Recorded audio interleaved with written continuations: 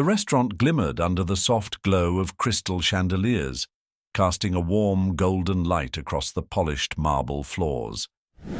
Each table was adorned with pristine white linens, a single flickering candle, and a fresh red rose that added a touch of romance to the air.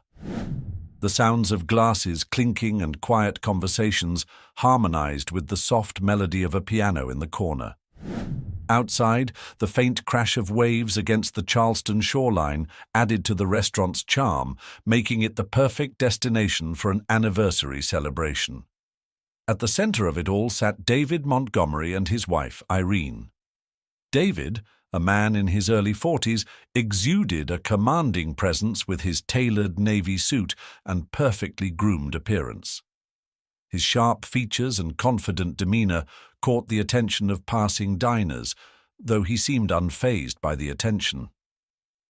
Across the table, Irene shifted uncomfortably in her seat, her emerald green dress complementing her auburn hair, but doing little to mask the unease in her expression. Her fingers absent-mindedly brushed against the pearl necklace David had gifted her years ago, a nervous habit she had developed without realizing it.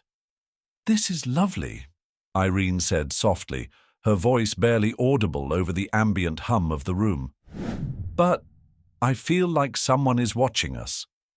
She glanced around, her eyes flickering from table to table, then to the grand windows overlooking the ocean. David let out a light chuckle, lifting his glass of champagne. "Darling, you're imagining things," he said smoothly, his voice laced with reassurance. "Everyone here is too busy with their own evening to notice us. Besides," he added with a smile that didn't quite reach his eyes, "you're stunning tonight. It's no wonder if someone glanced your way." Irene forced a smile and picked up her own glass, hesitating for just a moment before taking a sip. Her hand trembled slightly as she set it down, the sparkle in her eyes dulled by an underlying sense of unease. She had wanted to decline David's suggestion for this dinner, citing her exhaustion, but he had insisted. Now, sitting in the lavish restaurant, surrounded by strangers, she couldn't shake the feeling that something wasn't right. Nearby, Lisa Carter moved between tables with practiced grace, balancing plates with ease while maintaining an air of attentiveness.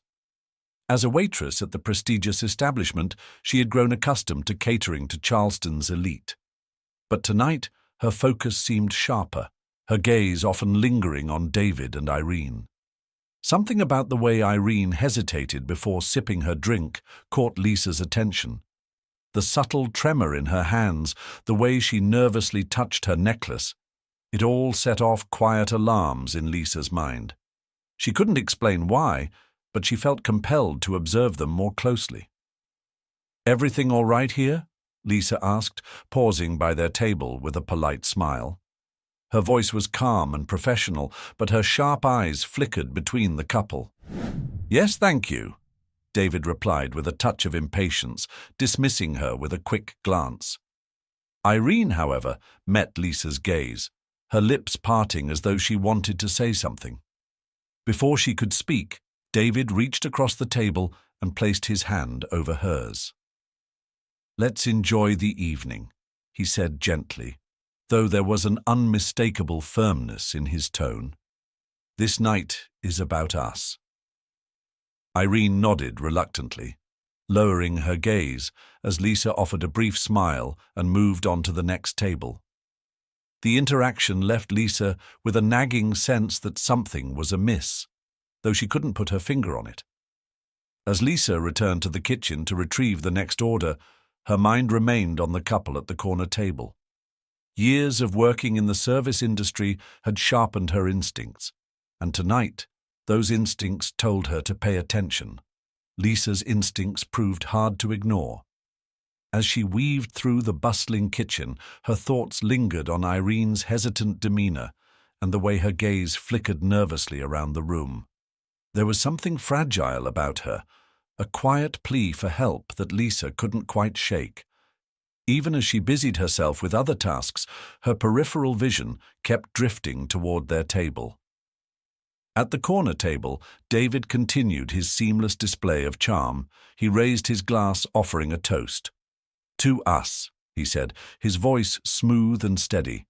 "Another year of building something extraordinary together." Irene forced a smile and clinked her glass against his, the faint chime lost in the symphony of the restaurant. She brought the champagne to her lips, but only sipped lightly before setting the glass down again. Her fingers brushed her necklace, an action that hadn't escaped David's notice. His brow twitched slightly, but he quickly masked it with a warm expression. "Is something wrong?" he asked, his tone gentle yet edged with subtle tension. "You've been so distant lately, Irene. It's our anniversary. I was hoping we could celebrate without distractions." "I'm sorry," Irene murmured, her voice faint. She avoided his gaze, her hands folding neatly in her lap. "It's not that. I'm just tired, I suppose." David's jaw tightened briefly, but he relaxed and leaned back in his chair. "Let's not let paranoia ruin our evening," he said, his smile returning. "This night is meant to be perfect." Irene nodded, though her expression remained strained. She reached for her water glass, her hand trembling slightly as she lifted it to her lips. Lisa noticed the movement from across the room and frowned. Something was definitely wrong. The subtle unease she had sensed earlier had now grown into full-blown concern.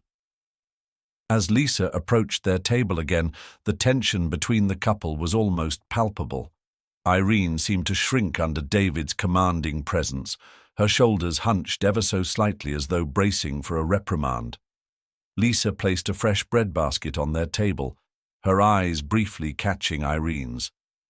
"Please let me know if there's anything I can get you," Lisa said, her voice kind but deliberate. For a moment, she thought she saw Irene's lips part, as if she wanted to speak, but David's sharp, almost imperceptible glance silenced her. Irene nodded politely, offering a faint smile that didn't reach her eyes. "Everything is fine," David said, his tone firm, cutting off any chance for further conversation. Lisa hesitated for a fraction of a second, then turned and walked away, her mind racing. Whatever was happening at that table wasn't normal. Minutes later, as Lisa cleared a nearby table, she noticed Irene hesitating again before taking another sip of champagne. Her hand trembled more visibly this time, and her complexion seemed pale under the warm light of the chandeliers. Lisa's concern deepened, and she mentally prepared to act if necessary. Something was wrong, and she wasn't going to ignore it. Irene set her glass down, swallowing hard. Her breathing was shallow, her chest rising and falling unevenly. David reached across the table, his expression tightening. "Irene, what's the matter?" he asked, though his voice lacked genuine alarm. I don't feel well," Irene managed, her voice shaky. "It feels strange." She pressed her hand to her chest, her fingers trembling as she clutched the fabric of her dress. David's brows furrowed as he leaned forward, lowering his voice. "You're overreacting. It's just the champagne on an empty stomach. Relax." But Irene's breathing became more erratic, and beads of sweat formed on her brow. Her gaze darted around the room, disoriented, before landing briefly on Lisa, who stood frozen a few tables away, watching with wide eyes. "Excuse me," Lisa said abruptly, stepping closer to their table. "Is everything all right here?" David turned sharply, his polished demeanor faltering for the first time. "Irene is fine," he said curtly, his tone clipped. "She just needs a moment to compose herself." Lisa wasn't convinced. Irene's trembling hands and pale complexion told a different story. As Irene swayed slightly in her seat, Lisa instinctively stepped forward. "I'll call for help," she said firmly, her voice cutting through the rising tension. "No!" David snapped, his tone unnaturally harsh. He quickly softened, forcing a strained smile. "There's no need. I'll take care of her." But before he could say anything more, Irene let out a weak gasp, her body lurching forward as her head slumped against the table. The room fell silent for a moment, the sound of her collapse breaking through the hum of the restaurant. Then chaos erupted. Lisa's instincts took over as she rushed to Irene's side, calling for someone to alert the paramedics. The carefully curated elegance of the restaurant crumbled into confusion, and Lisa knew this was only the beginning of the night's unraveling truths. The restaurant descended into chaos as Irene collapsed against the table, her shallow breaths barely audible amid the sudden flurry of activity. Patrons craned their necks to see what had happened, their whispers merging into a cacophony of alarm. Lisa knelt beside Irene, her pulse racing as she took in the woman's pallor and trembling hands. Her instincts screamed that this wasn't a simple fainting spell. "Someone call 911!" Lisa called out, her voice cutting through the noise. She looked up to see a man in a sharp suit approaching quickly, Dr. Henry Walker, a regular customer and a local physician. "I'm a doctor," he said firmly, kneeling beside Lisa. He pressed 2 fingers to Irene's wrist, his face tightening. Her pulse is weak and erratic. "How long has she been like this?"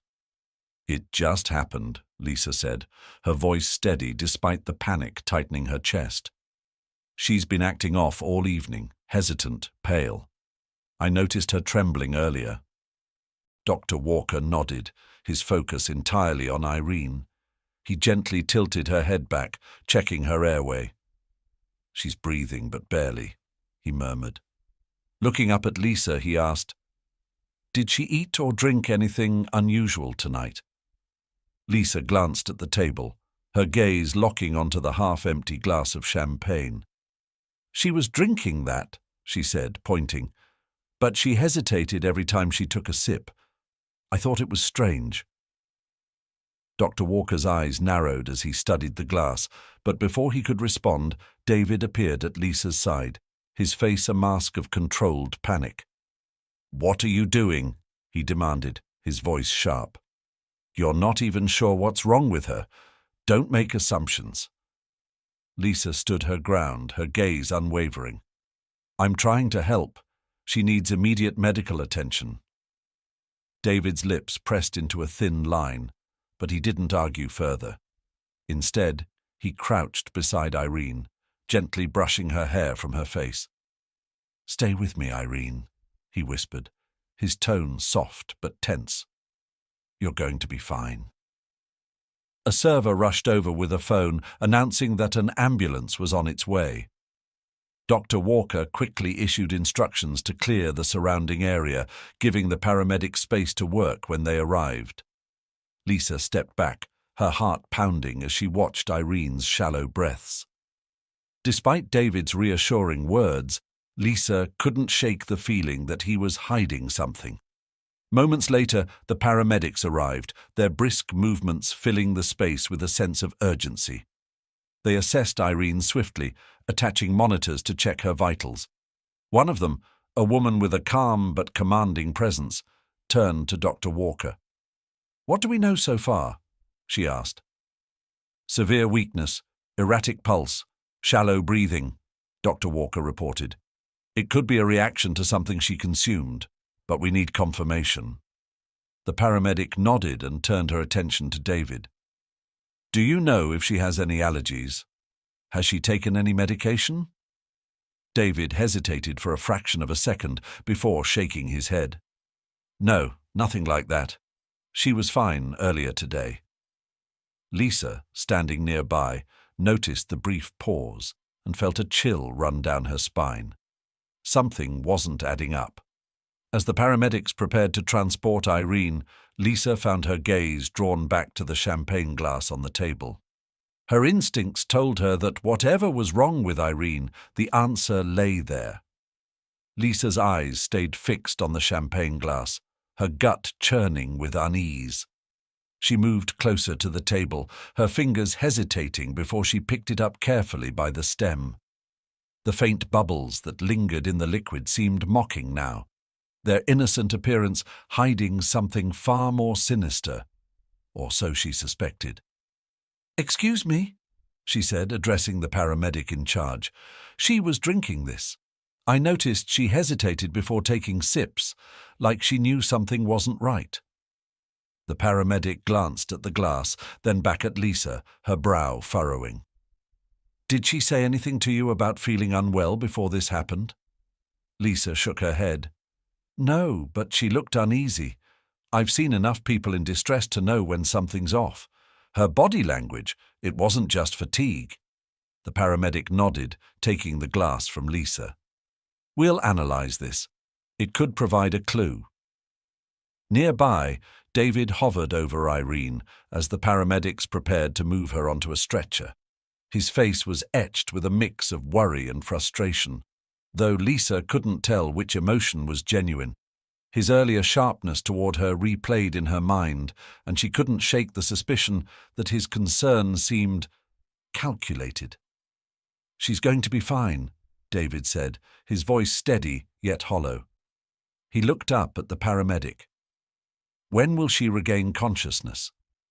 The paramedic glanced at her monitor, her face neutral but serious. "She's stable for now, but her vitals are still weak. Once we get her to the hospital, we'll have a better idea." Lisa couldn't stand still. Something about the entire scene gnawed at her, a persistent feeling that Irene's collapse wasn't random. She glanced toward the kitchen, where Maria Bennett, the head chef, was anxiously watching from the doorway. Lisa made her way over, needing answers. "Maria," Lisa began, keeping her voice low, "do you know where that champagne came from? Was it part of the regular stock?"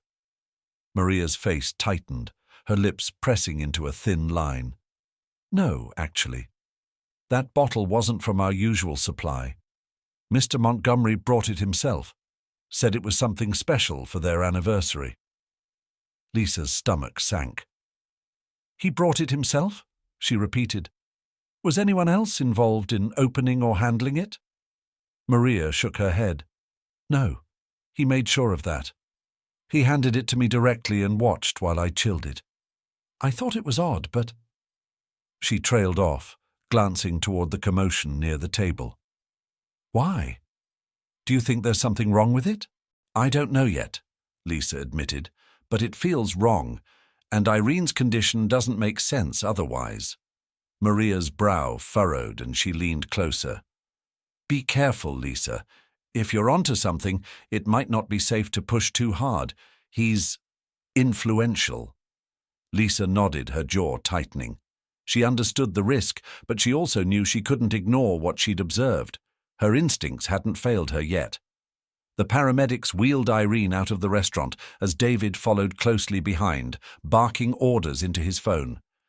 Lisa lingered at the entrance, her eyes following them until the ambulance disappeared into the night. Around her, the restaurant slowly resumed its usual rhythm, but she couldn't shake the weight of what had just unfolded. As Lisa turned back to the table, she noticed the champagne bottle still sitting in its ice bucket, untouched. She hesitated, then carefully lifted it, examining the seal. It was faint, but there, a subtle tear that didn't seem like it belonged. Lisa's mind raced as she set the bottle back down. She didn't know the full story yet, but one thing was clear. Irene's collapse wasn't just an accident, and Lisa wasn't going to let it go without finding the truth. Lisa couldn't let it rest. The events of the evening replayed in her mind, each detail sharpening the sense that Irene's collapse was no coincidence. She stood by the table, staring at the champagne bottle and glass like they held a secret waiting to be uncovered. The faint tear on the bottle's seal felt deliberate, an anomaly in an otherwise pristine setting. Her thoughts were interrupted by Maria, who had quietly approached her. "What are you going to do?" the chef asked, her voice barely above a whisper. The room was calming down, but the tension between them lingered like a storm cloud. Lisa glanced at Maria, then back at the bottle. "I don't know yet," she admitted. But I can't ignore this. Something isn't right. Maria hesitated, then nodded. I'll help however I can, she said. I don't like this either. Lisa appreciated the solidarity, but knew she had to tread carefully. David Montgomery wasn't just another customer. His reputation as a wealthy, influential businessman preceded him, and she doubted he'd welcome questions about his behavior. Yet Lisa couldn't ignore what her instincts told her.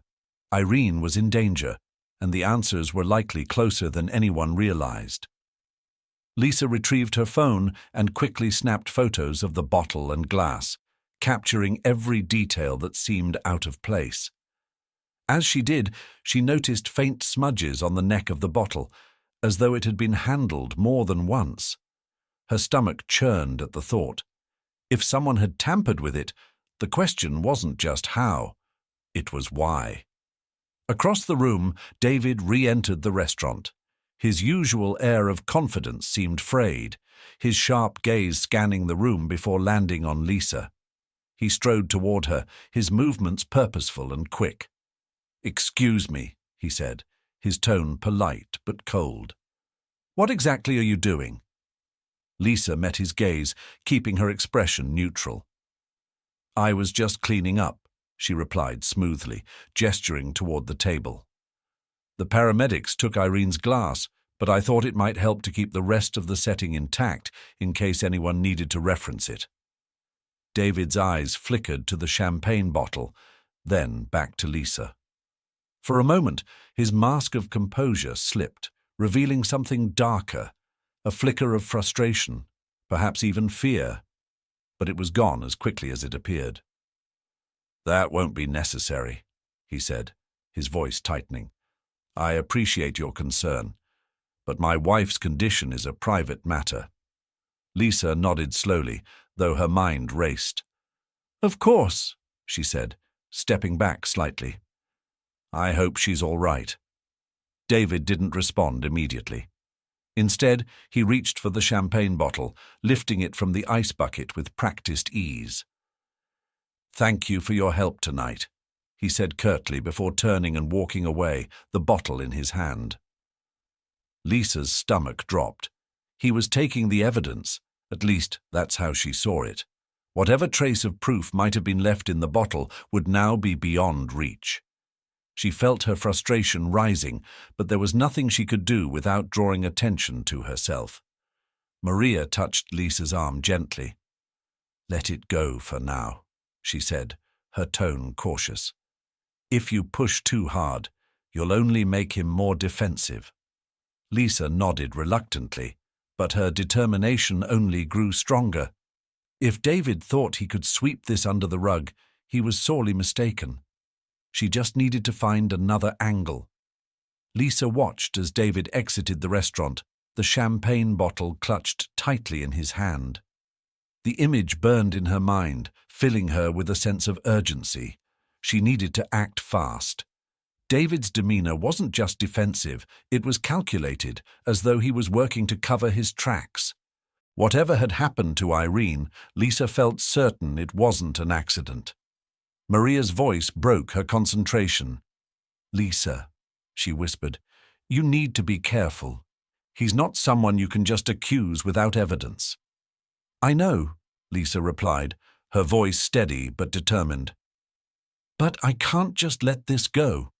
If something happens to Irene, and I could have done something to stop it." She trailed off, unwilling to finish the thought. The weight of inaction was too heavy to bear. Maria hesitated before speaking again. "If you're serious about this, we need to be smart. There might be other ways to figure out what's going on." Lisa nodded, her mind already racing through possibilities. "The kitchen," she said suddenly. "Was the champagne stored there before he brought it out?" Maria frowned. "Briefly. He handed it to me directly when they arrived and asked for it to be chilled. I put it in the fridge for a short time before the waitstaff took it to the table. Then it's worth a look," Lisa said. She turned toward the kitchen, her steps quick but cautious. She didn't want to draw unnecessary attention, but every moment felt critical. Once inside, Lisa moved to the fridge where the champagne had been stored. She opened it carefully, scanning the shelves. "Do you remember exactly where it was placed?" she asked Maria, who had followed her. Maria pointed to a corner of the shelf. "Here, it didn't sit long, maybe 10 minutes before it was served." Lisa studied the space closely. It looked unremarkable at first glance, but a faint, sticky residue on the shelf caught her eye. She grabbed a paper towel, dabbing it lightly over the spot.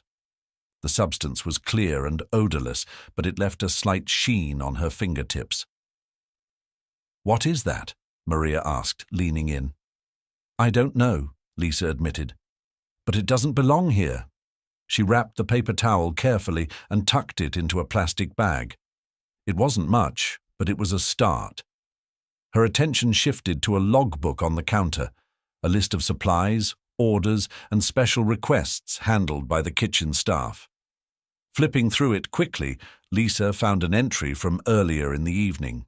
David's name was there, listed next to a notation about the champagne he had brought. Beside it was an initial, a signature of acknowledgement. "That's mine," Maria said, pointing to the initials. "I signed it when he handed me the bottle." Lisa studied the logbook, noting the meticulous details. It wasn't definitive proof, but it created a timeline, one she hoped could corroborate her suspicions later. She snapped a quick photo of the page with her phone. Maria glanced over her shoulder, her expression wary.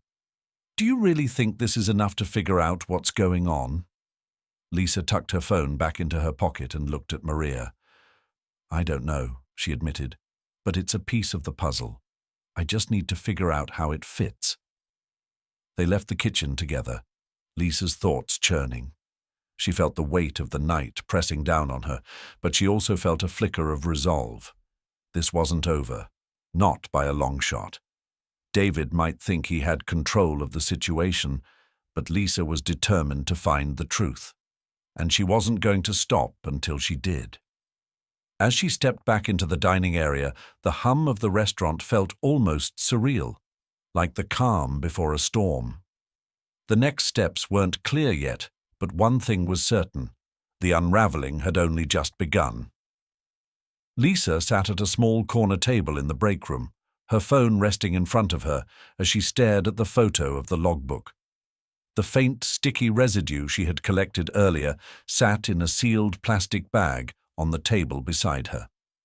The restaurant's kitchen was still bustling, but the distant clatter of dishes and muffled chatter only added to her sense of urgency.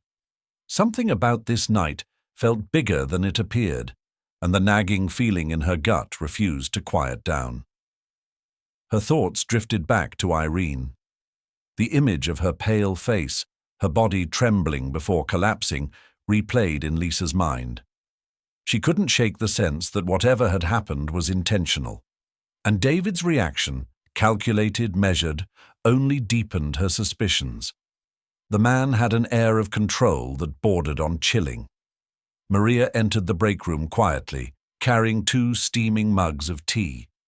She set one down in front of Lisa before pulling out a chair and sitting across from her.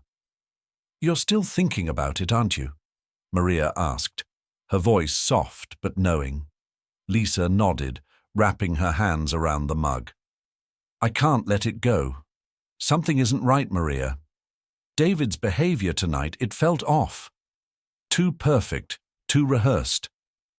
Maria sighed, glancing toward the doorway as though expecting someone to barge in. "Irene didn't look well the moment she walked in. I noticed it too, but I thought maybe it was just exhaustion or stress. Now, though, I don't know. It feels like there's more to it." Lisa took a sip of tea, her thoughts churning. "I took photos of the logbook and collected that residue from the fridge," she said, nodding toward the plastic bag. "It's not much, but it's something. I just need to figure out where to go from here." Maria hesitated before leaning closer. "Do you think someone tried to poison her?" The word hung in the air between them, heavy and ominous. Lisa's stomach tightened, but she forced herself to meet Maria's gaze. "I don't want to jump to conclusions," she said carefully, "but whatever happened wasn't natural. If there's even a chance she was poisoned, someone needs to know." Before Maria could respond, the door to the break room opened, and Dr. Henry Walker stepped inside. His expression was serious, his hands shoved into the pockets of his coat. "I thought I might find you here," he said, his eyes landing on Lisa. "We need to talk." Lisa straightened, her pulse quickening. "What's going on? How's Irene?" Dr. Walker sat down, glancing briefly at the plastic bag on the table before speaking. "She's stable for now," he said, "but her vitals are weak, and the symptoms she presented don't match anything routine. The hospital is running tests, but they suspect some kind of toxin." Lisa exchanged a glance with Maria, her suspicions hardening into certainty. "Do they know what kind of toxin?" she asked. "Not yet," Dr. Walker replied. "It could take time to get definitive results, but the initial signs are consistent with certain alkaloid compounds, substances often found in plant-based poisons." Lisa's mind raced. Alkaloid compounds. The term sounded familiar, though she couldn't immediately place it. "And the hospital is sure this wasn't an allergic reaction or something accidental?" she pressed. Dr. Walker shook his head. "It doesn't look accidental, no. But we can't rule anything out until we have more information." He paused, studying Lisa intently. "You seem to have a lot on your mind. Do you know something I don't?" Lisa hesitated, weighing her words carefully.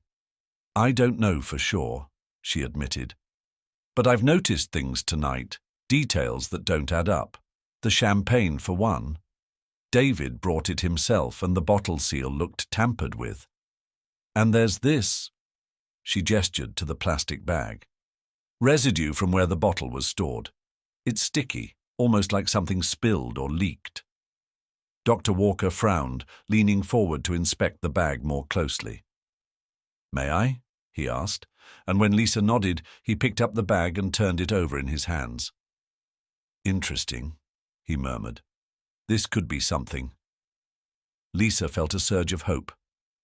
"If we test it, could it help determine what happened to Irene?" "Possibly," Dr. Walker said, though his tone was cautious. "But we'll need to be discreet. David's influence could complicate things if he catches wind of an investigation." Lisa's jaw tightened. She had already seen how easily David manipulated situations to his advantage. But she wasn't going to let that stop her. "Then we'll be careful," she said firmly. "Whatever it takes, we have to find the truth." Dr. Walker nodded, and Maria reached out to place a hand on Lisa's arm. "We're in this together," Maria said, her voice steady. "Let's do it right." Lisa looked between the two of them, her resolve solidifying. She didn't know where this would lead, but she knew one thing for sure. The answers were out there, and she wasn't going to stop until she found them. Dr. Walker leaned back in his chair, deep in thought, as the weight of their conversation settled over the room. "If we're going to do this, we'll need to handle it carefully," he said. "David Montgomery isn't just anyone. He has resources, connections. He could make this disappear if he wanted to."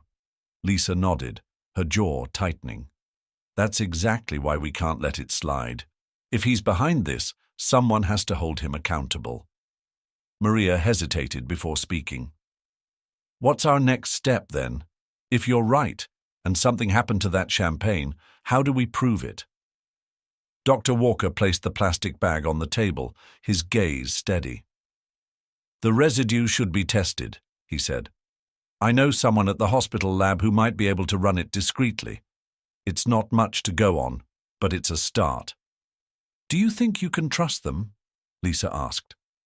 The thought of the evidence falling into the wrong hands made her stomach churn. Dr. Walker nodded. "Yes, but I'll have to be careful. If David catches wind of this, he'll push back hard." Lisa glanced toward the doorway, as though expecting David to burst in at any moment. "He's already suspicious of me," she said. "When he saw me looking at the champagne, he made a point of taking the bottle. He's trying to control the narrative."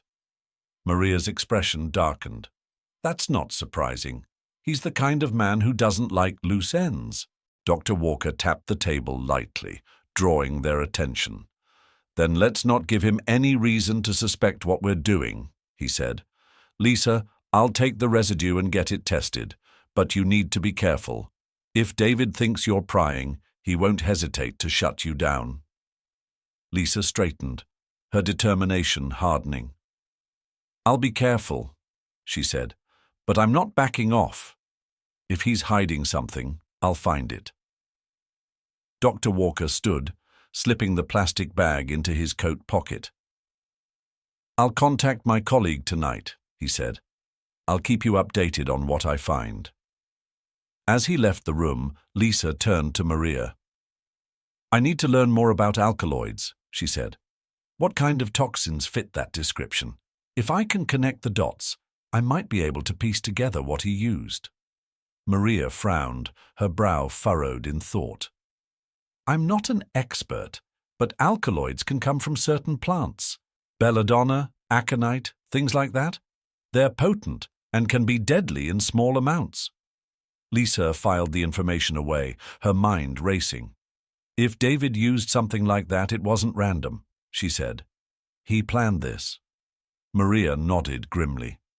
The way he handled that champagne, it wasn't just a gift. He was deliberate. Lisa's stomach churned at the thought. Irene's collapse had been horrifying enough, but the idea that her husband might have orchestrated it was even worse.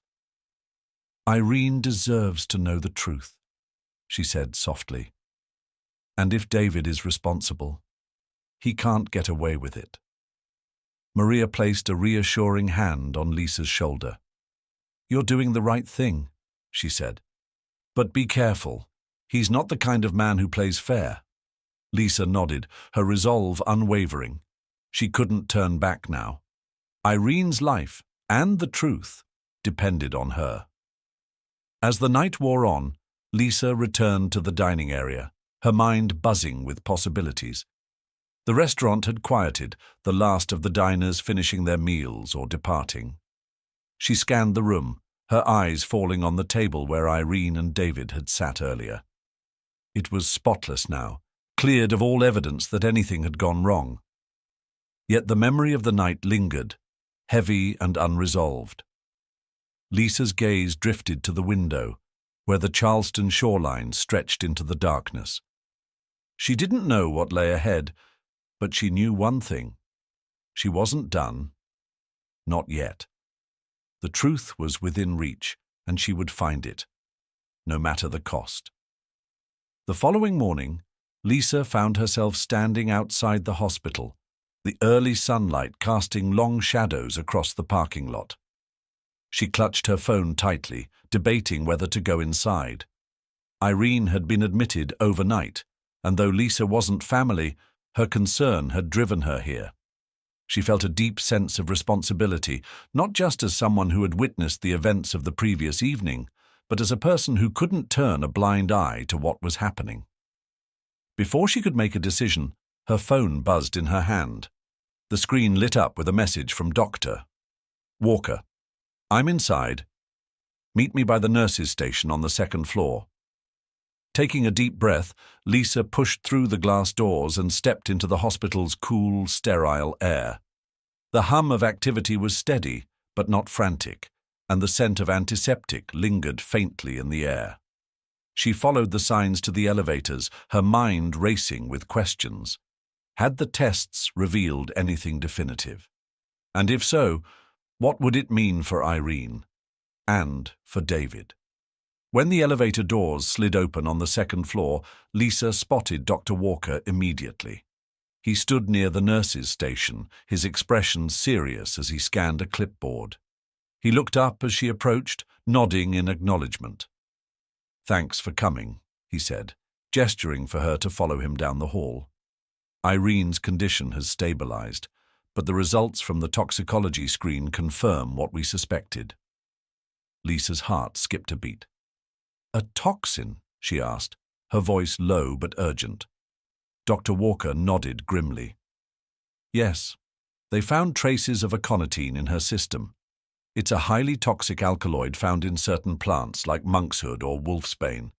The amount in her blood was low enough to avoid fatal consequences, but it was enough to cause her symptoms. Lisa frowned, her mind racing to process the information. Aconitine? That's not something you accidentally ingest, she said. It had to have been deliberate. Dr. Walker glanced around to ensure they weren't being overheard before speaking. That's my assessment as well, he said. But proving intent will be difficult, especially without direct evidence linking the toxin to a source. They stopped in front of Irene's room, where a large window allowed Lisa to see inside. Irene lay in the hospital bed, her face pale but calm. An IV drip hung beside her, delivering fluids and medication. She appeared to be sleeping, her chest rising and falling steadily. Lisa felt a pang of relief at the sight of her, but it was quickly overshadowed by a renewed sense of urgency. "What do we do now?" she asked, her voice steady despite the turmoil inside her. Dr. Walker crossed his arms, his expression thoughtful. The hospital has reported the findings to the authorities, but it could take time for them to act. In the meantime, we need to tread carefully. If David is involved, and I believe he is, he'll do everything in his power to cover his tracks. Lisa nodded, her jaw tightening. Then we can't wait for someone else to solve this. If there's evidence, we have to find it ourselves. Dr. Walker hesitated, then sighed. You're right, he said. But we need to be methodical. We can't afford mistakes. Lisa's gaze shifted back to Irene, determination hardening in her chest. She wasn't going to let this go, not when the truth was so close. Lisa tore her eyes away from Irene and looked back at Dr. Walker. What about the champagne bottle? She asked. David took it last night, but if that's the source of the toxin, it could still hold evidence. Dr. Walker nodded, his expression grim. If the bottle contained traces of aconitine, it might still be detectable, but getting access to it will be tricky. David isn't going to hand it over willingly. Lisa crossed her arms, her frustration bubbling beneath the surface. He's careful, but he's not untouchable. If we can't get the bottle, maybe there's something else. Maria said he handed it to her directly when they arrived. What if he left fingerprints or residue when he handled it? That's possible, Doctor, Walker said, his tone thoughtful. If Maria can corroborate that she received the bottle directly from him, it strengthens the timeline. Combined with the toxicology results, it could create a clearer picture. Lisa leaned against the wall, her mind racing. Maria's already uneasy about all of this. She's willing to talk, but she's worried about the risks. Dr. Walker placed a hand on her shoulder, his voice calm but firm. She's not wrong to be cautious. If David feels cornered, he could retaliate in ways we can't predict. You need to think carefully about your next steps. Lisa met his gaze, her determination unwavering. I know the risks, but Irene doesn't deserve to suffer in silence. If we don't act, no one will. Before Dr. Walker could respond, a soft voice interrupted them. Lisa? They turned to see Irene awake, her eyes heavy with exhaustion but filled with recognition. Her voice was weak, barely above a whisper, but the sight of her awake brought a rush of relief to Lisa's chest. Irene, Lisa said, stepping closer to the glass window. You're awake. Irene managed a faint smile, though her face remained pale. What happened? She asked, her words slow and deliberate. Dr. Walker stepped forward, his tone gentle. You collapsed at the restaurant last night, he explained. We brought you here, and the hospital found a toxin in your system. You're stable now, but you need rest. Irene's brows knitted together, confusion clouding her expression. A toxin? How? Her voice trailed off, and she seemed to struggle with the weight of the revelation. Lisa hesitated before speaking. "Irene, do you remember drinking anything unusual last night? The champagne, maybe?" Irene's eyes widened slightly, and she nodded. "David insisted. He said it was special for our anniversary." Her gaze faltered, a shadow of doubt creeping into her expression. "He poured it for me himself." Lisa exchanged a glance with Dr. Walker, her suspicions all but confirmed. "Irene," Lisa said gently, "we're trying to piece together what happened. If there's anything you remember, anything at all, it could help." Irene's face tightened, and she looked away, her voice barely audible. "I don't know. He was so insistent, but it didn't feel right. I thought maybe I was imagining it." Dr. Walker stepped forward, his voice reassuring. "You're safe now, and we'll figure this out. But for now, focus on recovering." Irene nodded weakly, her eyelids drooping as exhaustion overtook her. Lisa watched as she drifted back to sleep, her heart heavy with both relief and a renewed sense of purpose. As they stepped away from the room, Lisa turned to Dr. Walker. "She remembers enough to point us in the right direction," she said. "David poured her drink. That's a start." Dr. Walker nodded. "It's enough to keep digging. But Lisa, be careful. If David realizes Irene is starting to remember, he won't sit idly by." Lisa's jaw tightened, her resolve hardening. "Let him try. If he thinks he can scare me off, he's in for a surprise." With that, Lisa turned and headed for the hospital exit, her mind already working through the next steps. David Montgomery had underestimated her once, but she wasn't about to let him win. Not this time. The late afternoon sun cast long shadows across Charleston's cobblestone streets as Lisa sat in her car, gripping the steering wheel tightly. The weight of the previous night and the revelations at the hospital pressed heavily on her mind. Irene's weak acknowledgement that David had poured the champagne himself felt like the missing piece in a puzzle she was only beginning to assemble. But knowing wasn't enough. She needed solid proof. Her phone buzzed on the passenger seat, snapping her out of her thoughts. It was a text from Maria. "I've been thinking about what you said. Meet me at the restaurant after closing. I might have something." Lisa exhaled slowly, a mix of relief and anticipation coursing through her. Maria had been hesitant the night before, but it seemed she was ready to talk. If Maria had noticed anything else about the champagne or David's behavior, it could be the break Lisa desperately needed. By the time Lisa arrived at the restaurant, the last diners had already left, and the staff were beginning to clean up. The warm glow of the chandeliers was subdued now, casting softer light across the nearly empty space. Maria stood near the bar, her arms crossed as she waited for Lisa. "Thanks for meeting me," Lisa said, walking over. "What's on your mind?" Maria glanced around to ensure they were alone before speaking. "I've been replaying last night over and over," she said. "There was something strange about the way David handled that champagne. He was meticulous, too careful, almost like he didn't want anyone else to touch it." Lisa's brow furrowed. "You mentioned he handed it to you directly when they arrived. Did he say anything unusual?" Maria nodded slowly. "He made a point of telling me it was expensive, special for their anniversary. He even joked that no one else in Charleston could afford a bottle like that. At the time, I thought he was just showing off, but now—" She hesitated, her voice dropping. "Now I wonder if it was something else."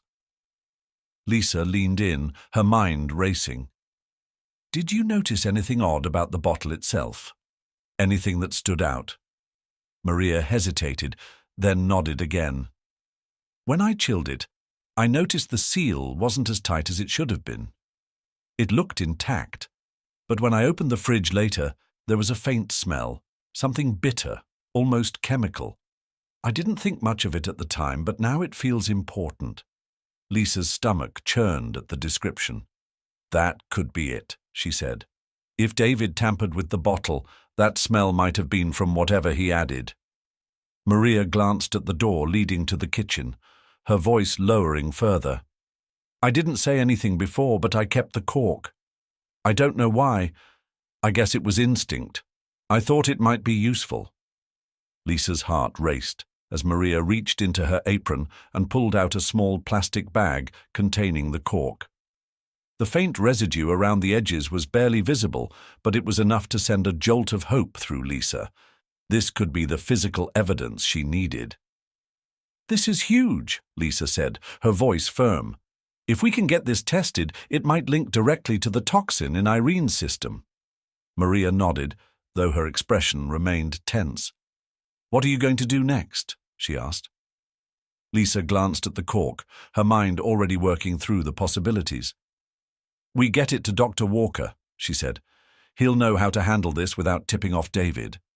Maria's hand lingered on the bar as she watched Lisa carefully place the bag in her purse. Be careful, Lisa, she said softly.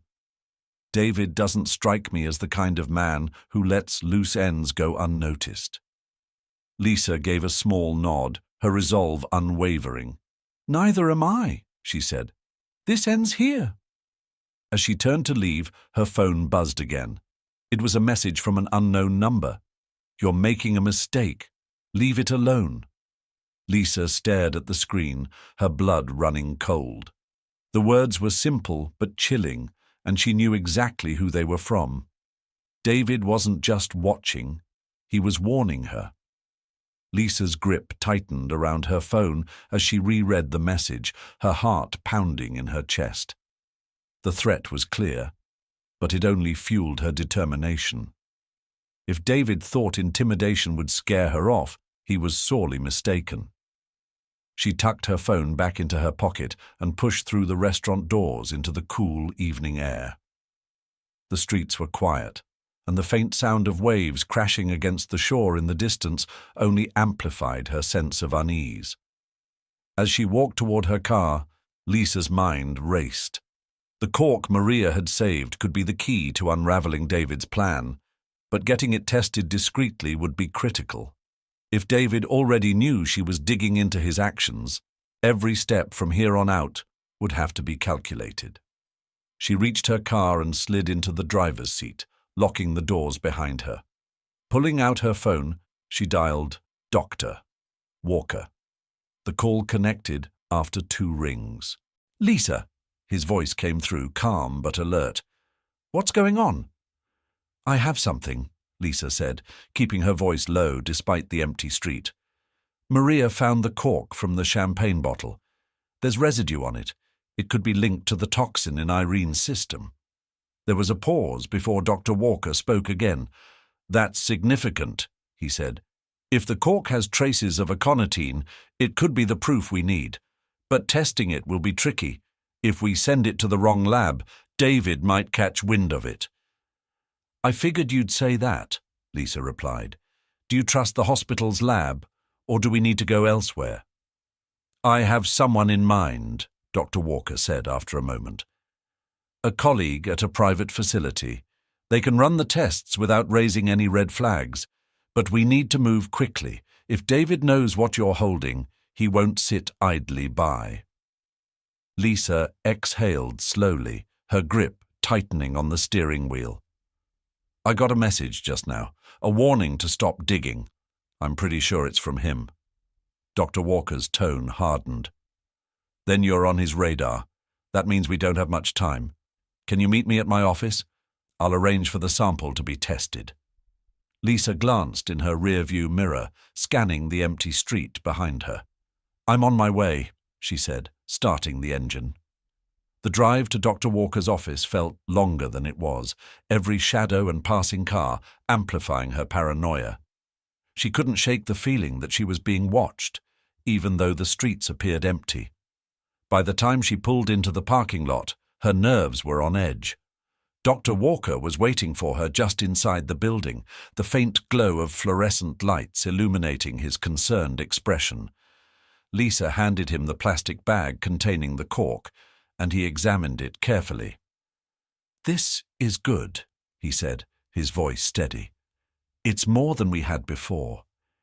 If this tests positive for aconitine, it strengthens the case against David. Lisa nodded, though her unease hadn't lessened. What's our next move? She asked. I'll deliver this to my colleague tonight, Dr. Walker replied. It'll take some time for the results, but once we have them, we'll have a clearer picture. In the meantime, you need to lay low. Don't give David any reason to come after you directly. Lisa's jaw tightened. I'm not going to stop, Doctor. Walker, if he thinks he can scare me, he's wrong. Dr. Walker placed a reassuring hand on her shoulder. I know you won't stop, Lisa, but don't underestimate him. People like David Montgomery don't play fair. Lisa nodded, determination burning in her chest. Neither do I, she said quietly. As she left the office and headed back to her car, Lisa's phone buzzed again. This time, it was a call from Maria. Lisa, Maria's voice was shaky. I just got a call from someone. I think it was David. He asked if I'd spoken to you about the champagne. Lisa's stomach dropped. What did you say? I told him nothing, Maria said quickly. But he sounded angry. Be careful, Lisa. I think he knows we're onto him. Lisa closed her eyes, taking a deep breath to steady herself. Thanks for letting me know, she said. I'll handle it. Ending the call, Lisa leaned back in her seat, her mind racing. David was closing in, but she wasn't backing down. The truth was within reach, and she was determined to see it through, no matter the cost. Lisa woke up to a grey, overcast sky and the persistent hum of rain tapping against her window. The tension from the night before lingered, curling around her chest like a weight that refused to lift. She sat up, rubbing the sleep from her eyes, and checked her phone. No new messages, no calls. The silence was deafening, and it only heightened her sense of urgency. As she got ready for the day, her mind churned with possibilities. David was clearly aware of her suspicions now, and he wasn't hiding his displeasure. If Maria's call from the night before was any indication, he was beginning to apply pressure. Lisa had to stay one step ahead, but with limited resources and time, she knew the window for action was closing fast. She headed out, her destination clear in her mind. Irene. Lisa had avoided pressing her too hard at the hospital, but Irene's memories of the champagne and David's insistence on her drinking it were vital. If Irene could recall more, it might be enough to confront David with a timeline he couldn't dispute.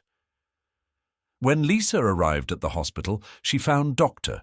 Walker in the hallway near Irene's room. He greeted her with a nod, his expression serious. I was hoping you'd come, he said. Irene's condition is improving, but she's still weak. I think she's ready to talk, though. Lisa glanced toward the door. Does she remember anything else? Anything specific about David's behavior? Dr. Walker hesitated. She hasn't said much since last night, but I think if you approach her carefully, she might open up. She trusts you.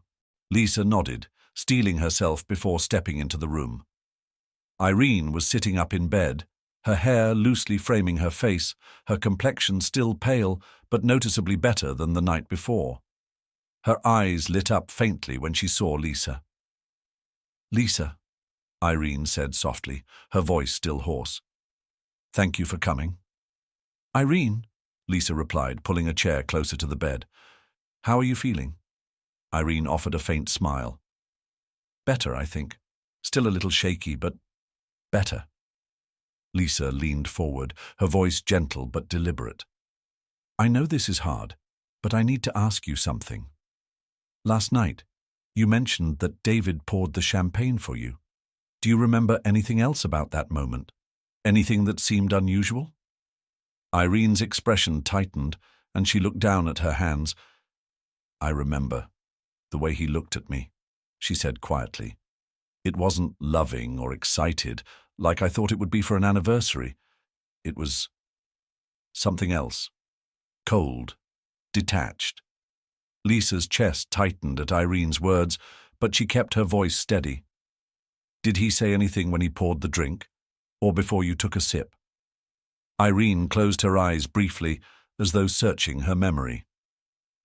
"He said something about celebrating our future together," she murmured, but it felt wrong, like he was trying to convince himself.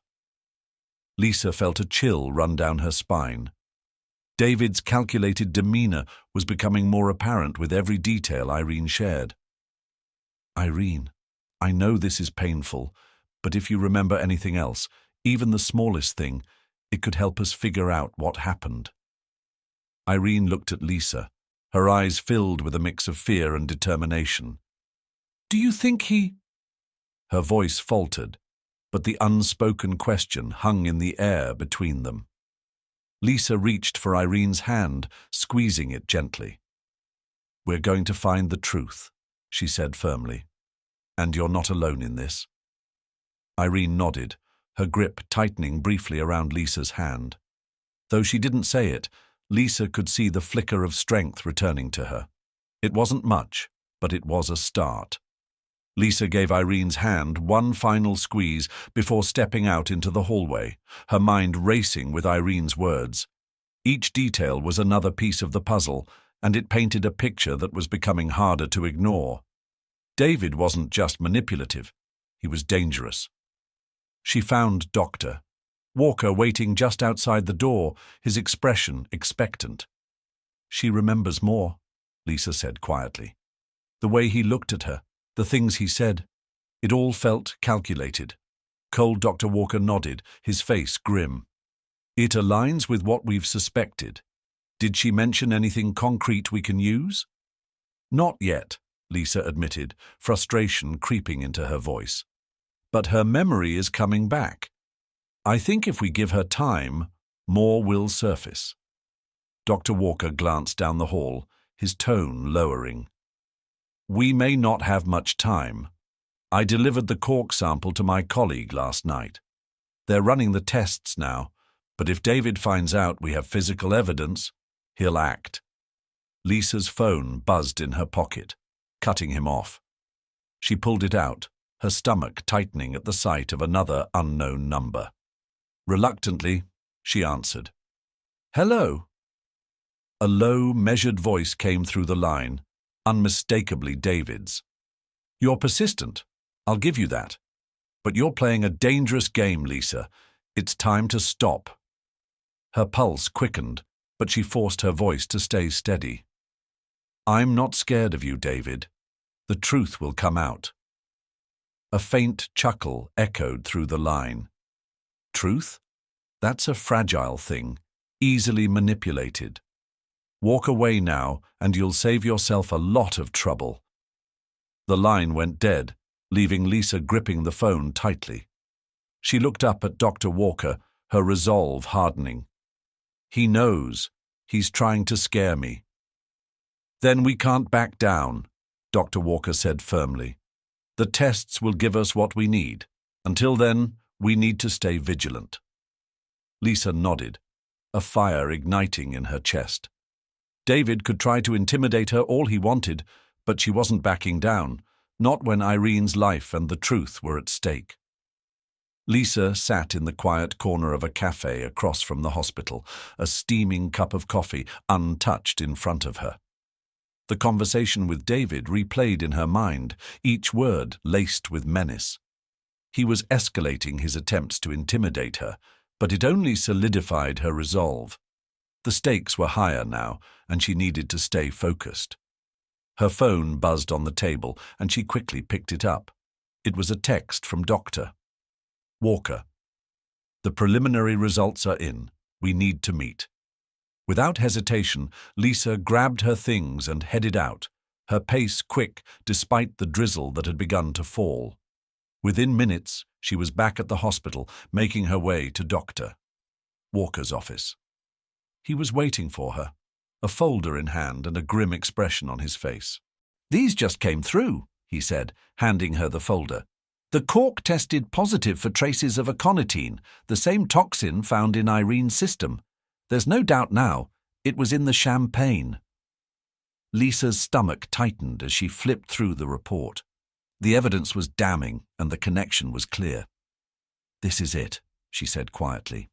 "This proves Irene didn't just get sick. Someone did this to her." Dr. Walker nodded. "It's strong evidence, but we need to be cautious. Without direct proof tying David to the tampering, he could argue it was accidental or someone else's doing." Lisa clenched her jaw, her frustration mounting. "We know he brought the champagne. Maria saw him handle it personally. Irene remembers him insisting she drink it. That's not a coincidence." "No, it's not," Dr. Walker agreed. "But for now, we need to protect this evidence. If David gets wind of it, he'll find a way to discredit it, or worse, make it disappear." Lisa stared at the folder in her hands, the weight of responsibility settling over her. This was the proof they needed, but it wasn't enough on its own. They had to act strategically, or David's power and influence would crush their case before it could gain traction. "What about Irene?" Lisa asked. "If she remembers more, it could strengthen the case against him." Dr. Walker hesitated. "She's still fragile. Pushing her too hard could set back her recovery. But if she's willing, her testimony could be crucial." Lisa nodded, determination sparking in her chest. "I'll talk to her. She deserves to know we're getting closer to the truth." Dr. Walker placed a hand on her shoulder. "Be careful, Lisa. David won't stop at threats if he feels cornered." Lisa's eyes narrowed, her resolve unwavering. "Neither will I," she said. With the folder clutched tightly in her hands, Lisa made her way to Irene's hospital room. Each step felt heavier than the last, the weight of the evidence pressing on her. When she reached the door, she paused, taking a deep breath to steady herself before knocking softly and stepping inside. Irene looked up, her pale face softening when she saw Lisa. "You're back," she said, her voice faint but steady. "Did you find anything?" Lisa nodded, pulling the chair closer to Irene's bedside. "We did," she said gently. Dr. Walker had the cork from the champagne bottle tested. "It was tampered with, Irene. The toxin they found in your system, aconitine, it was in the champagne." Irene's expression shifted from confusion to realization, her hands clutching the blanket tightly. "David brought that bottle," she whispered, her voice trembling. "He poured it. He told me it was special, for us." Lisa reached out, placing a reassuring hand on Irene's arm. "I know this is hard, but it's important. Do you remember anything else about the night? Anything he said or did that seemed off?" Irene hesitated, her brow furrowing as she struggled to piece together her fragmented memories. "He kept watching me," she said finally. "Every time I took a sip, he seemed satisfied, like he was waiting for something." Lisa's stomach churned at the thought. "Irene, do you think he intended to harm you?" Irene's eyes filled with tears, but she nodded slowly. "I don't want to believe it," she said, her voice breaking. "But I've been feeling it for a while, like I'm just a piece of his plan. Everything he does is so calculated." Lisa leaned closer, her tone soft but firm. "You're not just a piece, Irene. You're a person who deserves safety and respect. Whatever David planned, we're going to stop him. But I need your help. If you're ready, we can take this evidence to the authorities." Irene hesitated, the fear in her eyes battling with a growing resolve. "What if he finds out?" she whispered. "He won't stop until he wins." Lisa tightened her grip on Irene's arm. "Then we won't stop either," she said, her voice steady. "You're not alone in this, Irene. We'll protect you." Irene nodded slowly, her expression hardening. "Okay," she said quietly. "Let's do it." Lisa felt a surge of relief and determination. They had the evidence, and now they had Irene's testimony. It wasn't just about finding the truth anymore. It was about making sure David Montgomery answered for what he'd done.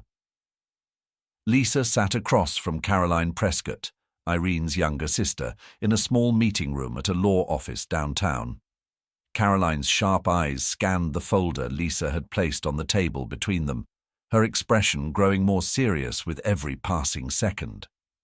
The room was quiet except for the faint rustle of papers as Caroline flipped through the toxicology report, the lab results, and the photos Lisa had collected.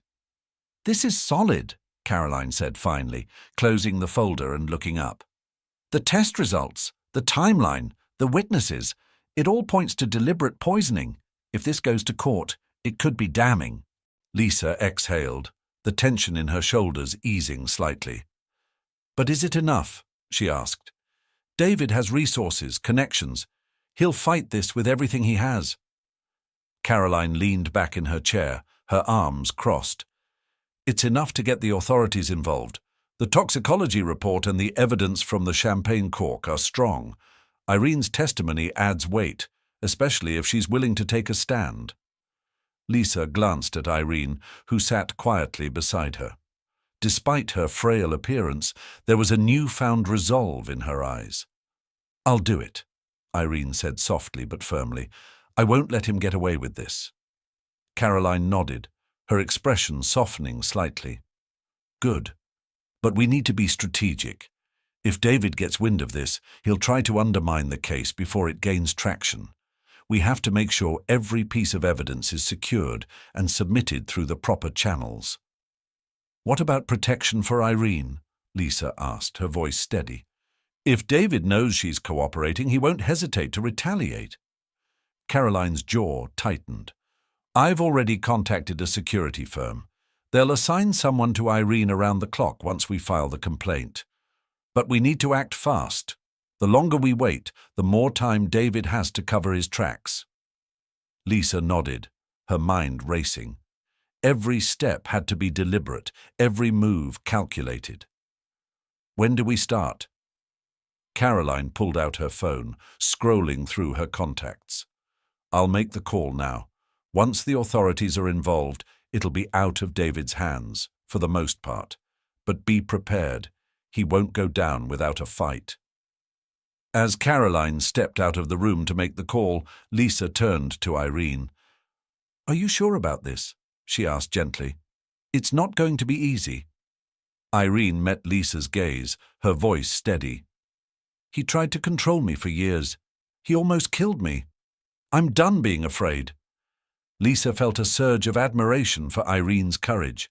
She reached across the table, giving her hand a reassuring squeeze. "You're stronger than you think," she said. "We'll get through this together." Minutes later, Caroline returned, her expression resolute. "It's done," she said. "The authorities will want to meet with Irene first to document her testimony. After that, they'll take the evidence and launch an official investigation." Lisa felt a flicker of relief. The wheels were in motion now, and there was no turning back. But she knew this was only the beginning. David Montgomery wouldn't go down easily, and the fight ahead would test all of them. The next morning, Lisa accompanied Irene to the police station for her meeting with the detectives assigned to the case. The atmosphere was tense, the quiet hum of activity in the building only amplifying Irene's nervousness. Lisa stayed close by, offering quiet encouragement as they were led to a small interview room. Caroline had arranged for an attorney to be present, ensuring Irene had all the support she needed. Detective Harper, a seasoned investigator with a calm demeanor, greeted them as they sat down. "Thank you for coming, Ms. Montgomery," he said, his voice steady. "I understand this must be difficult, but your testimony is critical to ensuring we move forward effectively." Irene nodded, her hands folded tightly in her lap. "I'll do my best," she said softly. The interview began with basic questions about her relationship with David, leading into the events of the night at the restaurant. Irene recounted everything she could remember, how David had insisted on bringing the champagne, how he poured it with an unsettling precision, and how she felt immediately uneasy after drinking it. As Irene spoke, Lisa watched Detective Harper's expression carefully. He remained neutral but attentive, taking detailed notes as Irene described her collapse and the aftermath. When she hesitated, Lisa gave her an encouraging nod, silently urging her to continue. "He told me to keep drinking," Irene said at one point, her voice trembling slightly. "Even when I said I didn't feel right, he brushed it off. He made me think I was imagining it." Detective Harper leaned forward slightly. "Ms. Montgomery, did your husband ever say or do anything that indicated he planned to harm you?" Irene hesitated, the question hanging heavily in the air.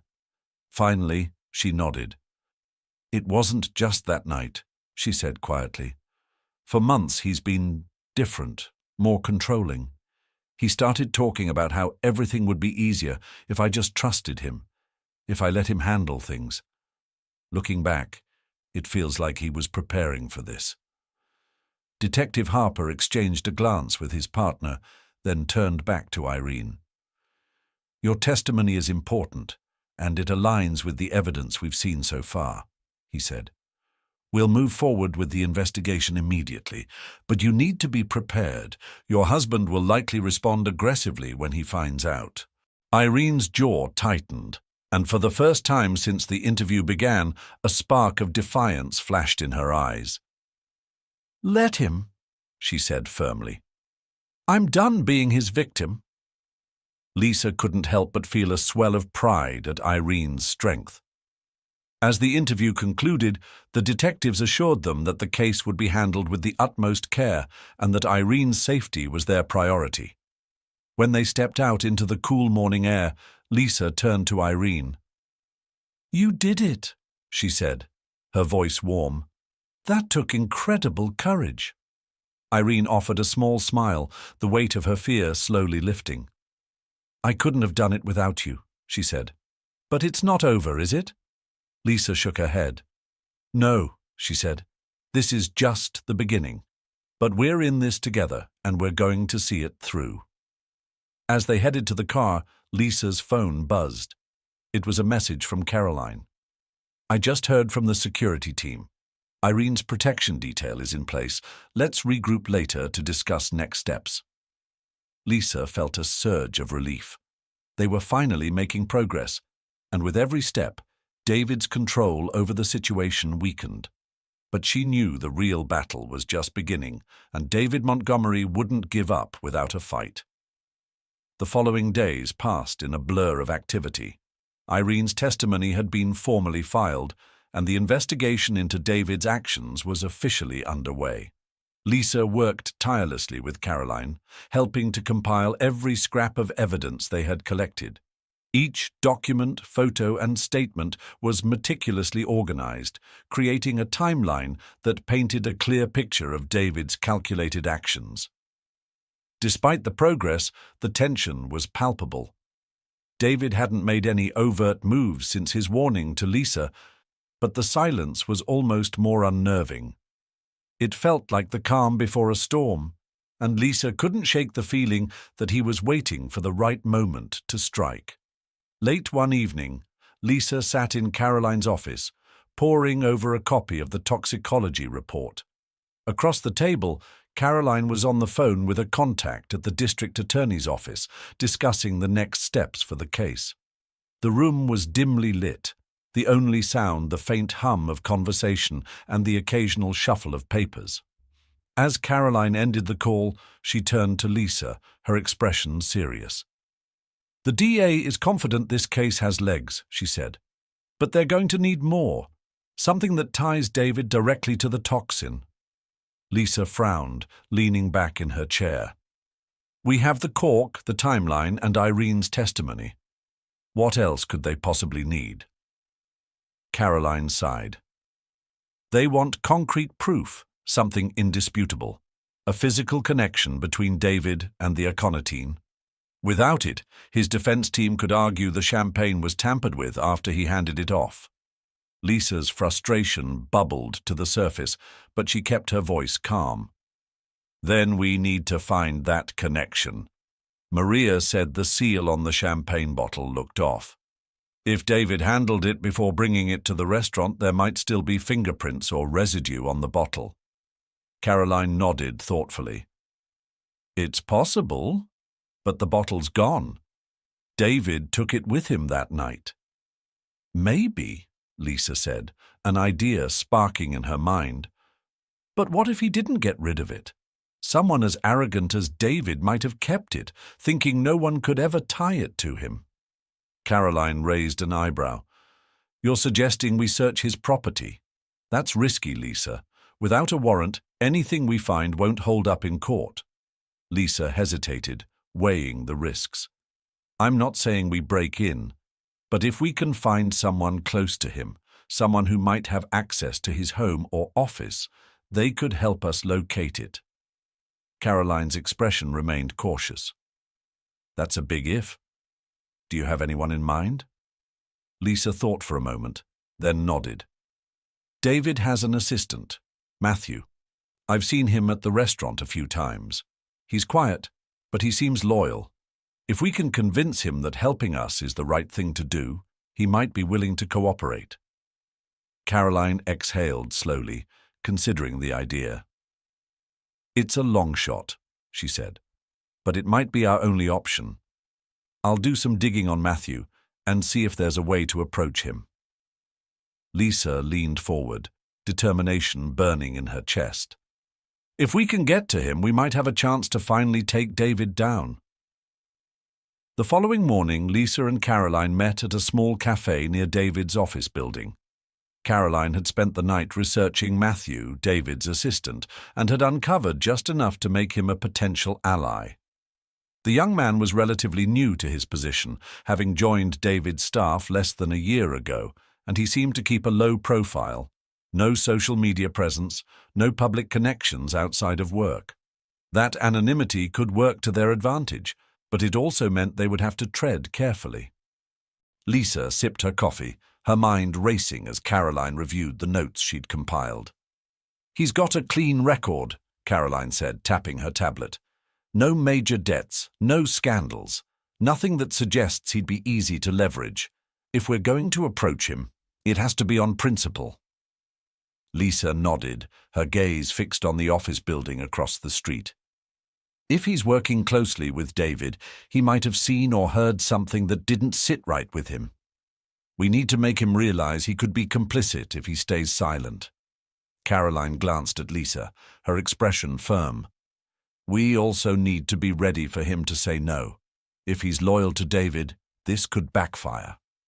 Lisa tightened her grip on her coffee cup, her resolve hardening. Then we'll have to be convincing. I'm not leaving without trying. They waited until mid-morning, watching the building for signs of Matthew's arrival. When Lisa finally spotted him, a tall, slender man with neatly combed hair and a nervous energy about him, she stood, ready to make her move. Caroline stayed behind, observing from a distance in case things went awry. Lisa crossed the street, catching up to Matthew as he approached the building's entrance. "Matthew!" she called, her tone calm but assertive. He turned, his expression cautious but curious. "Yes?" Lisa offered a small, disarming smile. "My name is Lisa Carter. I work at the restaurant where David and Irene dined the night she got sick. Can I have a moment of your time?" Matthew hesitated, his gaze darting around as if checking to see if anyone was watching. "I'm not sure I should be talking to you," he said. "Mr. Montgomery doesn't like his staff getting involved in personal matters." "I understand," Lisa said, her voice gentle but firm. "But this isn't just a personal matter. Irene's life was put in danger, and I think you know something about it. I'm not here to accuse you of anything. I just want to understand what happened." Matthew glanced toward the entrance, his shoulders tense. "I don't know what you're talking about," he said, though his voice lacked conviction. Lisa stepped closer, lowering her voice. "David is under investigation, Matthew. If you know something and you keep quiet, it could come back on you. But if you help us now, you could make a difference, for Irene and for yourself." Matthew's eyes widened slightly, and for a moment Lisa thought he might turn and walk away. But then he exhaled slowly, his shoulders slumping. "I can't talk here," he said, his voice barely above a whisper. "Meet me at the coffee shop on 5th in an hour." Lisa nodded, relief washing over her. "Thank you, Matthew. You're doing the right thing."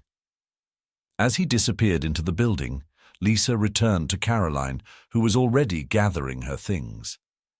"He agreed to meet," Lisa said. "We might finally have a way in." Caroline gave a small nod, her expression cautiously optimistic. "Let's hope he doesn't change his mind. This could be the break we need." The clock was ticking, and every step brought them closer to uncovering the truth. Lisa could only hope that Matthew's conscience was strong enough to outweigh his fear of David. Lisa sat at a corner table in the coffee shop on 5th Street, her eyes fixed on the entrance. The faint aroma of freshly brewed coffee filled the air, but she barely noticed. Her mind was focused entirely on Matthew. Would he show up? And if he did, would he bring answers or more questions? The door chimed as it opened, and Lisa's pulse quickened. Matthew stepped inside, his eyes darting nervously around the room until they landed on her. She raised a hand in greeting, and after a brief hesitation, he made his way over to her table. "Thanks for coming," Lisa said, as he slid into the seat across from her. His face was tense, his movements jittery, but he was here, and that was a start. Matthew glanced around again before leaning in slightly. "I shouldn't be doing this," he said, his voice low. "If David finds out—" "He won't," Lisa assured him. "This stays between us. But you need to understand, Matthew, this isn't just about David. It's about Irene and what happened to her. She nearly died." Matthew's jaw tightened, and he looked down at the table. "I know," he said quietly. "And I've been trying to convince myself that I didn't see what I saw. But it's been eating at me." Lisa's heart leapt. "What did you see?" Matthew hesitated, his fingers drumming lightly on the table. "David had that bottle of champagne in his office a few days before the dinner," he said finally. "I didn't think much of it at first. It's not unusual for him to have expensive drinks around. But one night, I stayed late working on a report, and I saw him with it. He wasn't just looking at it, he was doing something to it." Lisa's breath caught. "What do you mean? What was he doing?" "He had a small vial," Matthew said, his voice barely above a whisper. "He poured something into the champagne bottle, then resealed it.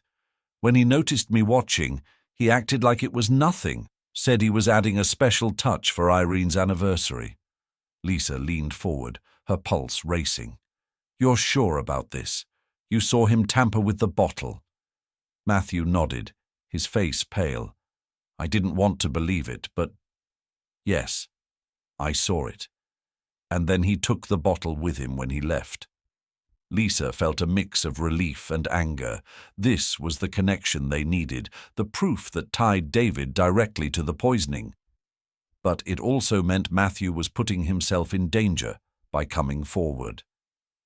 "Matthew, this is huge," Lisa said, keeping her voice steady. "But it also means David will come after you if he finds out you've talked to me. Are you prepared for that?" Matthew swallowed hard, but he nodded. "I can't keep covering for him," he said. "I've seen too much, and I can't live with the guilt. But I need your help. If he finds out, I don't know what he'll do." Lisa reached across the table, her gaze steady. "You're doing the right thing, Matthew. We'll protect you. And with your statement, we can finally hold David accountable." Matthew exhaled slowly, as though a weight had been lifted. "Okay," he said. "What do we do now?" Lisa glanced toward the door, her resolve hardening. "We take this to Caroline and the authorities. It's time to end this." Lisa wasted no time. As soon as Matthew left the coffee shop, she called Caroline, her voice firm and urgent. "We have him," she said. "Matthew saw David tampering with the champagne. He's willing to testify." Caroline's sharp intake of breath was audible through the line. "That's the link we needed," she replied. but we need to act fast. If David even suspects Matthew is talking, he'll do everything in his power to discredit him, or worse. Lisa's grip on her phone tightened. Matthew knows the risk, but he's scared. We need to make sure he's protected. "I'm on it," Caroline said. "I'll contact the authorities and ensure they know this witness is key to the case. I'll also get the security firm to include Matthew in their protection detail." Lisa exhaled, relief mingling with her urgency. "Thank you. I'll meet you at your office to finalize everything." By the time Lisa arrived at Caroline's office, the wheels were already in motion.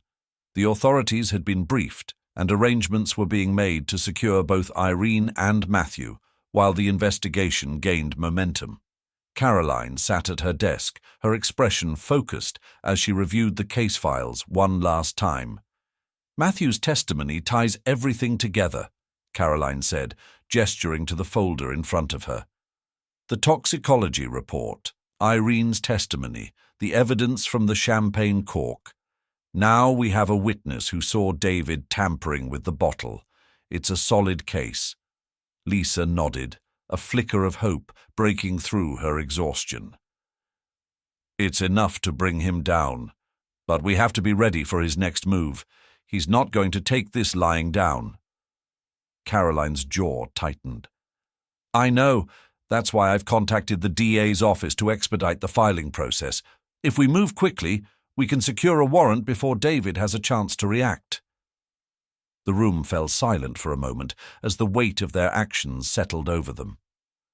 They were on the brink of exposing David's crimes, but the stakes had never been higher. Lisa felt a renewed sense of determination. This wasn't just about justice for Irene. It was about ensuring David couldn't hurt anyone else. Caroline broke the silence, her voice steady. "The next step is critical. Once the warrant is issued, they'll search his properties. If the champagne bottle is still there, it'll seal the case." Lisa nodded, her heart pounding. "And if it's not?" Caroline's expression darkened. "Then we'll need to rely on the strength of the evidence we already have. Either way, David's time is running out." Lisa straightened, her resolve hardening. "Then let's make sure we don't waste a second." The day of reckoning arrived swiftly. The warrant to search David Montgomery's properties had been granted, and by early morning law enforcement descended on his estate. Lisa stood at a safe distance alongside Caroline and Irene, watching as officers moved methodically through the grand house. The tension was thick, each passing moment a mixture of hope and dread. They had built a strong case, but this search could be the final piece that cemented David's guilt, or left them scrambling to press charges without irrefutable physical evidence. Caroline's phone buzzed, and she quickly answered, stepping a few paces away. Lisa turned to Irene, who stood quietly, her gaze fixed on the house. "How are you holding up?" Lisa asked softly. "I don't know," Irene admitted, her voice wavering. "I thought I'd feel relief, but all I feel is empty. It's like the person I thought I knew never existed." Lisa placed a reassuring hand on her shoulder. "It's okay to feel that way. You're processing a betrayal on a level most people can't even imagine. But you're not alone. You've taken control of your life back, and that's something no one can take away from you." Irene nodded, her lips pressing into a faint, determined line. Before she could reply, Caroline returned, her face a mask of intensity. "They've found something," she said, "a hidden compartment in his study." The three of them hurried closer, though they stayed behind the boundary set by the officers. One of the detectives emerged from the house holding a sealed evidence bag.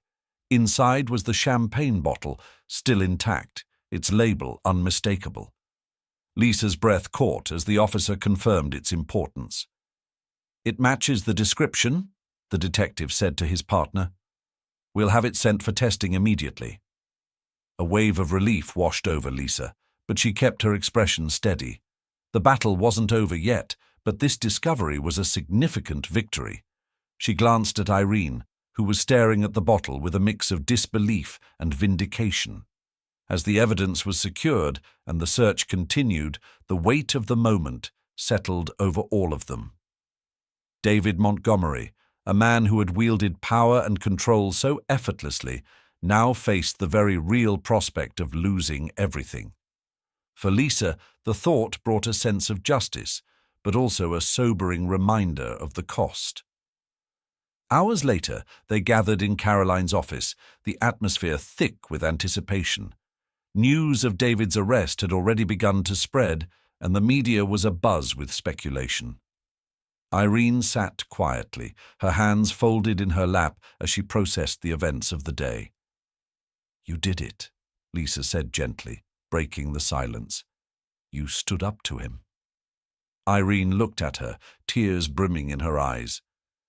"We did it," she corrected. "I couldn't have done any of this without you." Caroline stepped forward, her voice steady and pragmatic. "The fight isn't over. The trial will be grueling, and David's team will do everything they can to deflect blame. But with the evidence we've gathered, and Matthew's testimony, we have a strong case." Irene nodded, her resolve firm. "I'm ready. I won't let him manipulate me anymore." Lisa exchanged a look with Caroline, both of them sensing the strength in Irene's words. It was clear that this wasn't just a legal battle. It was a reclamation of Irene's life, a chance for her to finally break free of the shadow David had cast over her. The courtroom was packed on the day of David Montgomery's trial, the tension palpable as the proceedings began. The prosecution laid out their case methodically, presenting the toxicology reports, the evidence from the champagne bottle, and Matthew's testimony about witnessing David tampering with the bottle. Each detail painted a damning picture of premeditated intent, a man willing to poison his wife to gain control over her wealth and life.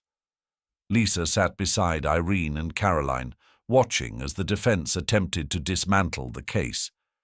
David's attorneys were sharp, skilled at deflecting attention and casting doubt. They questioned Matthew's credibility, implying his account was motivated by resentment or coercion. They suggested the champagne could have been tampered with after David handed it over, seizing on any ambiguity to create reasonable doubt. But as the trial progressed, the strength of the evidence became undeniable. The lab results confirmed that the aconitine residue on the cork matched the toxin found in Irene's system. Matthew's account remained consistent under cross-examination, and Maria's testimony about the champagne's unusual seal added another layer of credibility. Then came the pivotal moment. Irene took the stand. Lisa watched as she walked to the witness box, her head held high despite the fear flickering in her eyes. As she began to speak, the courtroom fell silent. "I trusted my husband," Irene said, her voice steady but emotional. "I believed in him, even when he started to change. But over time, his control over me became suffocating. And that night at the restaurant, I knew something was wrong, but I ignored my instincts because I wanted to believe he cared." Her testimony was raw, honest, and heartbreaking. She described the night of her collapse in vivid detail, her words piercing the room. The jury was captivated, their expressions a mixture of sympathy and outrage. When the defense tried to rattle her, Irene held firm. "I'm here today because I survived," she said, her voice clear and unwavering. "But I could have died, and I refuse to let that man walk away without facing the consequences of what he's done." As she stepped down from the stand, Lisa felt a surge of pride. Irene had faced her fears head-on, refusing to let David silence her any longer. It was a moment of triumph not just for Irene, but for everyone who had fought alongside her. The trial concluded with closing arguments, the prosecution driving home the overwhelming evidence against David. The defense scrambled to create doubt, but their efforts felt increasingly hollow. When the jury returned with a verdict, the tension in the room was electric. The foreperson stood, her voice steady as she announced, "We find the defendant, David Montgomery, guilty on all counts." A collective exhale swept through the room. Irene closed her eyes, tears streaming down her face as Lisa and Caroline embraced her. Justice had been served, and the weight of David's control was finally lifted. In the days that followed, Irene began to rebuild her life. She threw herself into her work with the Second Light Foundation, channeling her pain into a mission to help others escape abusive situations. Lisa and Caroline remained by her side, their bond stronger than ever after everything they had endured together. On a quiet evening, Irene returned to the restaurant where it all began. She sat at a table overlooking the ocean, the sound of waves soothing her spirit. Lisa joined her, a smile spreading across her face as she placed a glass of sparkling water on the table. "To new beginnings," Lisa said, raising her glass. Irene clinked hers gently against Lisa's, a sense of peace settling over her. "To freedom," she replied.